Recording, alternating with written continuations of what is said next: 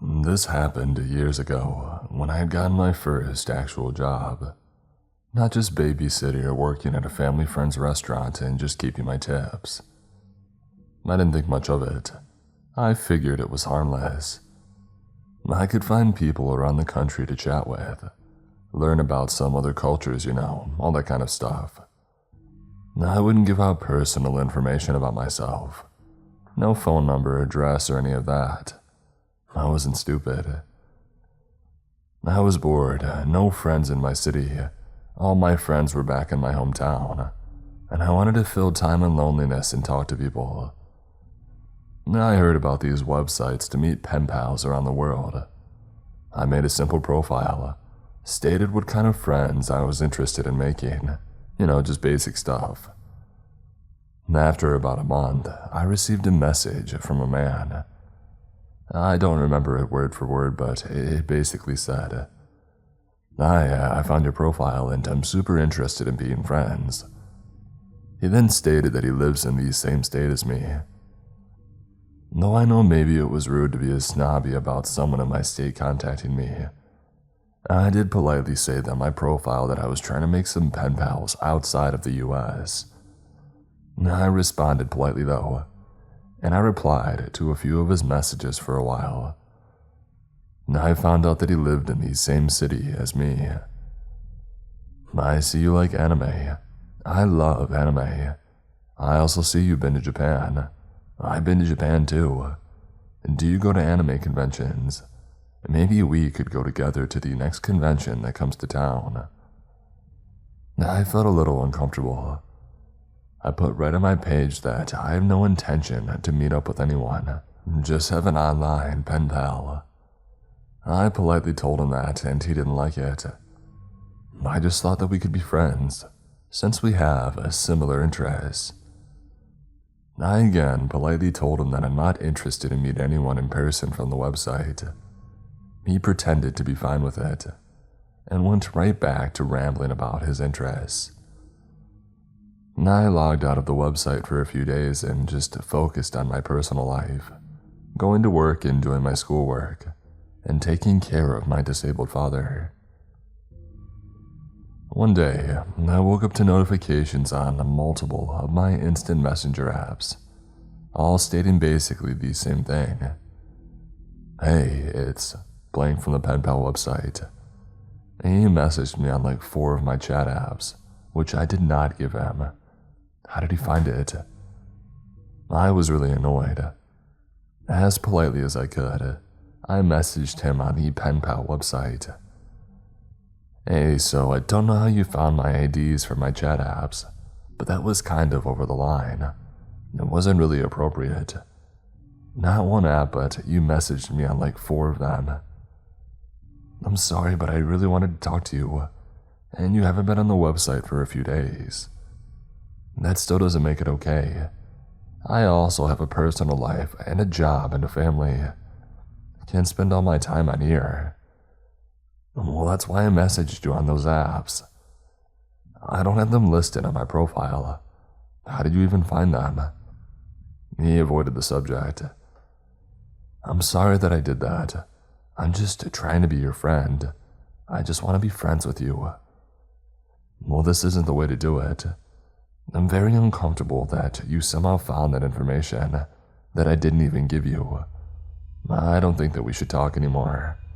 I don't want to be friends with you, I'm sorry.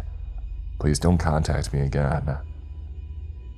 I immediately blocked him on all of those apps and on the Penpal website. For a few months, everything was fine. Suddenly, I got a message on one of those apps and the user wasn't in my friends list. The message was basically as follows. You stupid idiot. No one will ever love you. You'll never find a man to love you. You're so fat and ugly. Why don't you just end yourself? Do the world a favor. I rolled my eyes and blocked the account. Throughout the course of a year, every few months across my multiple social media platforms, I was being harassed. I had completely forgotten about the man, until I had received a message on the Penpal website. The account had no name or photos. It was just a random username.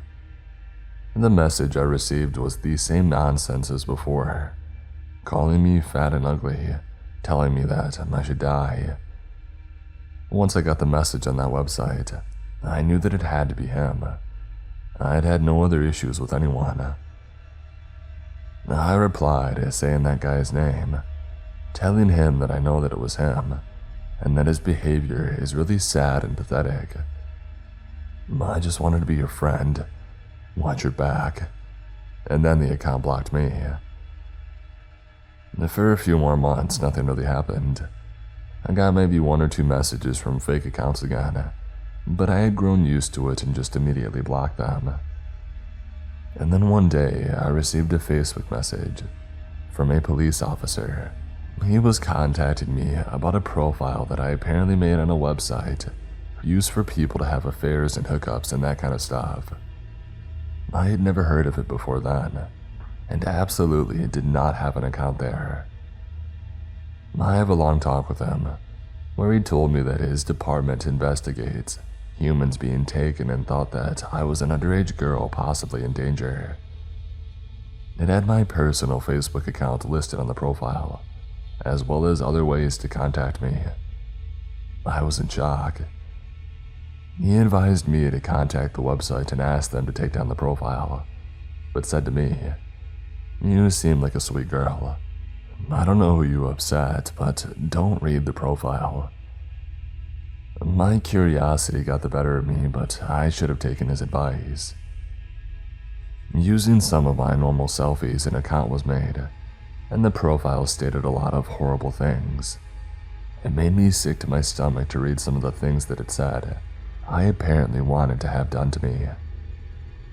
Thankfully, the website took quick action to take down the profile. The next time that I got one of those messages online, I snapped.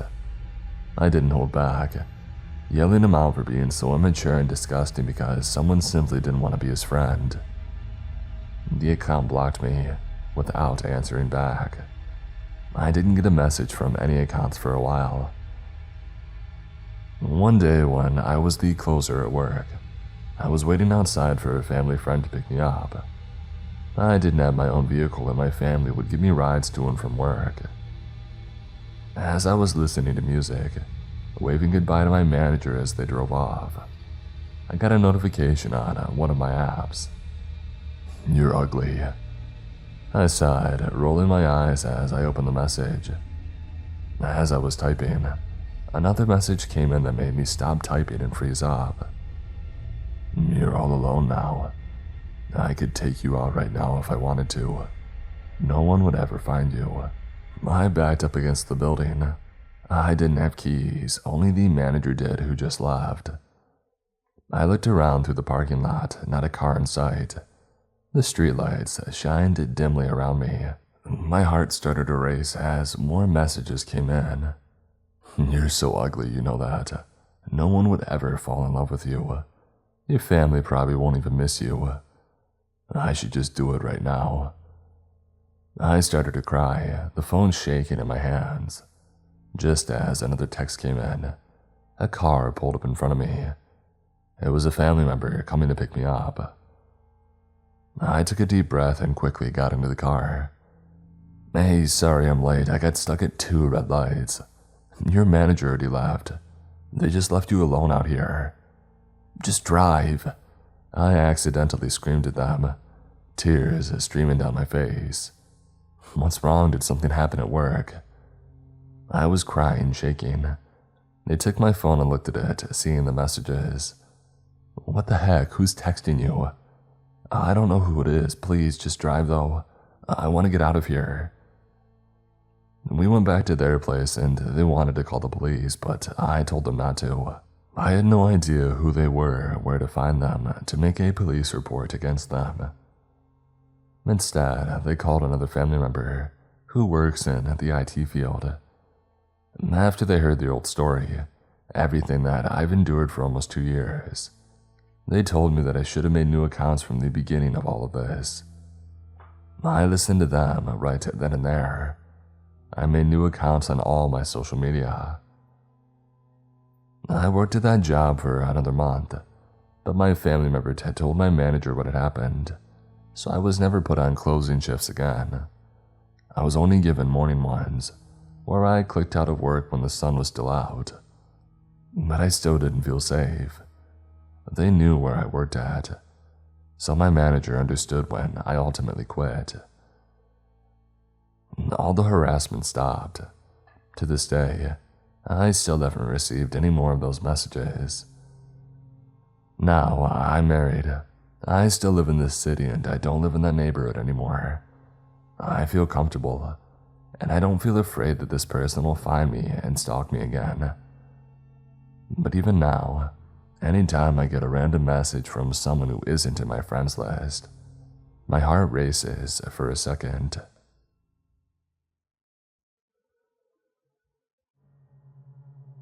When I was a freshman in college in October of 2018, a guy that I'll call Ron Jones stalked me. I met Ron through one of our mutual friends, Chris, because they were in a school club together. When I met Ron, I thought he was kind of strange, but he was nice and he seemed interesting. He claimed to be Slavic and had an accent to back that up. I just thought that he might seem weird because of cultural differences. I go to school in a rural, southern area, and I figured the culture shock between here and wherever he was originally from was a lot to handle. Anyway, we traded numbers and texted infrequently for a couple of weeks. On October 3rd, 2018, a friend of mine and I went to a drag show on our campus. We weren't out super late, but it was dark when the show had ended and we began walking back to our dorm. I had been texting Ron a bit during the night because he was unable to get a ticket to the show, and he wanted to know how it was. At some point in the conversation, I mentioned that I wanted to go grab some orange juice on my way back to my dorm. I don't know why I mentioned that to him. I think I was just trying to make conversation. My friend and I stopped in the convenience store near our building so I could get said orange juice, and Ron was already there. He said something about buying the juice for me, and I thanked him but declined. He got kind of mad and he started to walk away, which was odd to me, but I let it go. My friend and I walked out of the store and saw that he was standing outside. Our dorm was actually right across from the building that the convenience store was in, so he saw us enter the building. My friend and I parted ways and I walked up to my room, which was on the second floor of the building facing the convenience store. I kick myself for doing this now, but I went to my window, opened it, and yelled down to Ron when I saw that he was still standing there. I apologized for declining his offer to buy the juice for me, because I felt like I had been rude, a guilty conscience, I guess. He stood below my window, started talking to me about random stuff, and at one point he said something that was odd. He was like, "Can I flirt with you? I enjoy doing that." I kind of laughed and said, okay, because I had no clue how to respond to that, and just figured he was a flirtatious person. Stupid, I know, but that's not the dumbest thing that I did. I ended up going outside to sit and talk to Ron for a little bit, because I felt bad for being rude earlier. As if declining someone's offer to buy you something is rude, jeez. While we were outside, he didn't say anything of note, and he was acting pretty normal. It got cold out, so we asked if we could go inside to talk, and I said sure. At this point in the year, I had had several guy friends over to my room just to do work and chat, so I didn't see an issue with it, and things started out pretty normally, but they quickly got scary. Out of nowhere, Ron basically turned into a different person when we were all alone in my room. He stopped blinking. He held eye contact super intensely, and he was laughing in this really low, creepy way. On top of that, his accent disappeared. That's when he told me that he had lied about being Slavic, and that he's native to the state that our college is in. He got increasingly more creepy, and there was nothing that I could do about it because I had a single room my freshman year.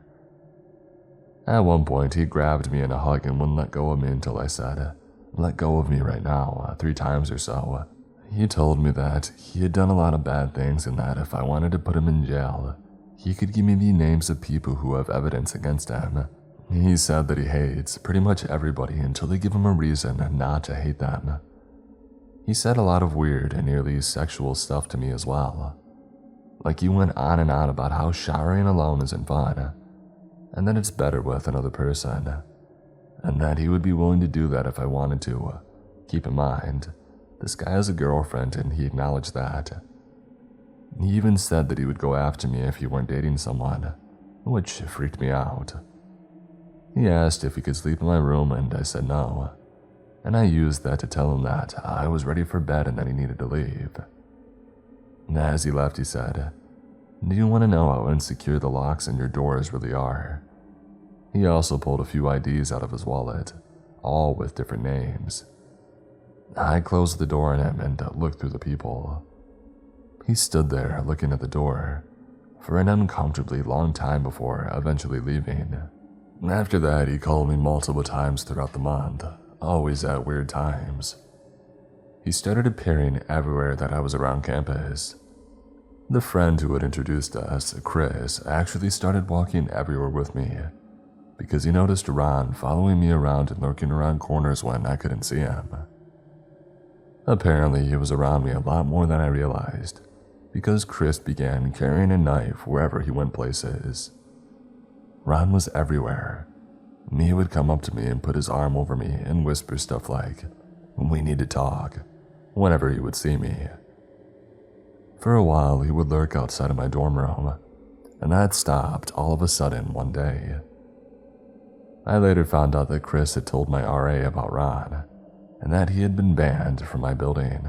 I hadn't done that myself because I thought I was overreacting. I wasn't. I blocked him on my phone and he hasn't contacted me since. He did apologize to me one day on campus last semester when we ran into each other, and I was actually willing to accept it and move on. Until recently. So here I am 2 years later and everything that happened with Ron has come back up again. I found out recently that he has a history of doing this to other women, like an extensive history going back at least 5 years. I met another victim of his who he stalked before coming to my university. She had gone to community college for a bit, and he did this to her while he was also a student there.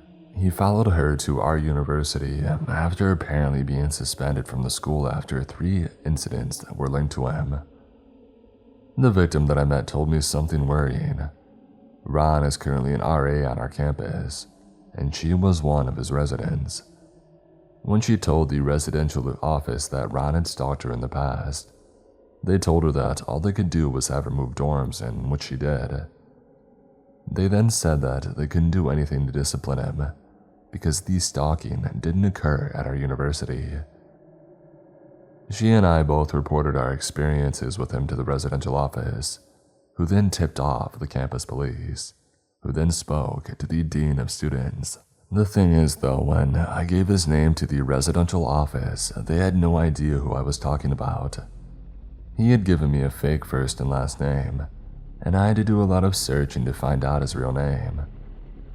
I knew that he was sketchy when I saw the 4 separate IDs in his wallet, but I didn't ever think he had given me a fake name when I had met him. After talking to Residential Living, I talked to the police. When I talked to police, they didn't seem to care about what I had to say.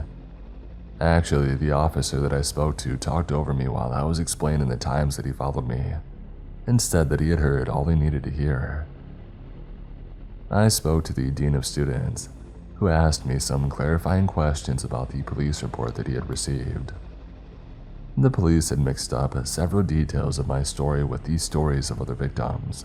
Apparently, more people than just myself and the girl that I met have come forward with information about this person. There are even reports that he got physical with 2 separate people before coming to the university. Last week, I saw him on campus. He's still an RA, even though multiple women have spoken to higher-ups about his behavior. If I hear from him, I'm issuing a no-contact order to ensure that he stays away from me. Right now, though, that feels like too much of a hassle because we're all going home for a 2-month break.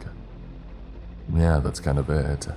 It's anticlimactic and there's no sense of justice in all of this. But hopefully, this story teaches you all to stay on your toes and not to think you're overreacting when someone is being sketchy.